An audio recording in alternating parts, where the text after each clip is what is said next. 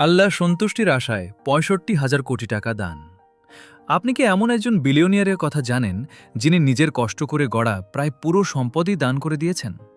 তার নাম সুলাইমান আল রাজহি।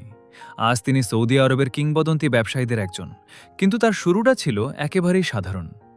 ছোটবেলায় তার পরিবার ছিল অত্যন্ত দরিদ্র। মাত্র ৯ বছর বয়সে তিনি বাজারে মালপত্র বহনের কাজ করতেন। কখনো খেজুর বিক্রি করেছেন, কখনো দিনমজুরের কাজ করেছেন। কিন্তু তিনি হার মানেননি।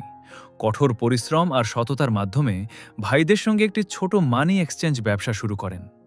ধীরে ধীরে সেই ছোট ব্যবসায় পরিণত হয় আল রাজহি ব্যাংকে, যা আজ বিশ্বের বৃহত্তম ইসলামিক ব্যাংকগুলোর একটি।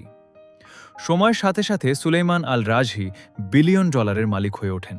তার সম্পদের পরিমাণ একসময় $7 বিলিয়নেরও বেশি ছিল। কিন্তু এখানেই তার গল্প অন্যদের থেকে আলাদা। যখন অধিকাংশ মানুষ আরও সম্পদ বাড়ানোর কথা ভাবেন, তখন সুলাইমান আল রাজহি সিদ্ধান্ত নেন তার বিশাল সম্পদের বেশিরভাগই আল্লাহর পথে দান করবেন। তিনি নিজের কোম্পানি, খামার, জমি এবং অন্যান্য সম্পদের বড় অংশ একটি দাতব্য ওয়াকফের অধীনে দিয়ে দেন। এই অর্থ দিয়ে তৈরি হয় স্কুল, হাসপাতাল, মসজিদ এবং অসংখ্য মানব কল্যাণমূলক প্রকল্প। বিশ্বের ইতিহাসে এটিকে সবচেয়ে বড় ব্যক্তিগত দানের অন্যতম উদাহরণ হিসেবে ধরা হয়। একবার তাকে জিজ্ঞেস করা হয়েছিল, এত সম্পদ দান করে কি আপনার আফসোস হয় না?